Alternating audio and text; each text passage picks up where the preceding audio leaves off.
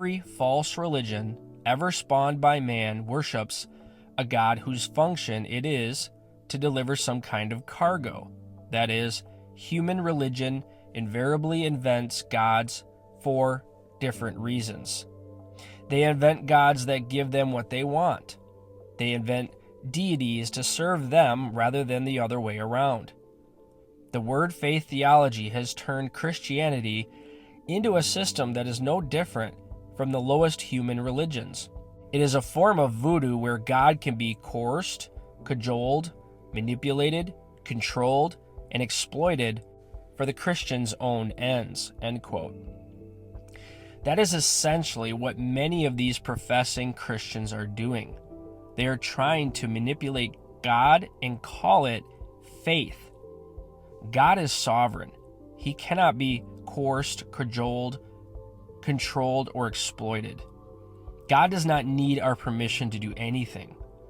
Psalm 115 verse 3 declares, "But our God is in heaven, and he does whatever he pleases."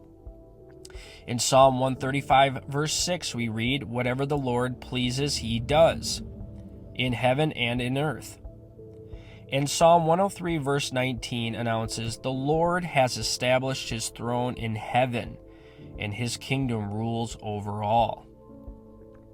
Many within this movement, or those who hold to a form of this false teaching, sincerely believe that they are practicing Christianity.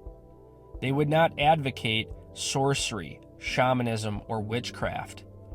But this is part of the deception.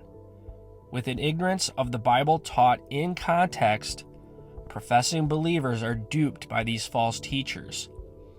Dave Hunt also saw this coming. Quote, "The terminology, while sounding biblical, promotes concepts that cannot be found in the Bible, but are found in occult literature and practice. Moreover, some of the positive confession leaders not only admit, but teach that the methods, laws, and principles they use are also successfully used by occultists.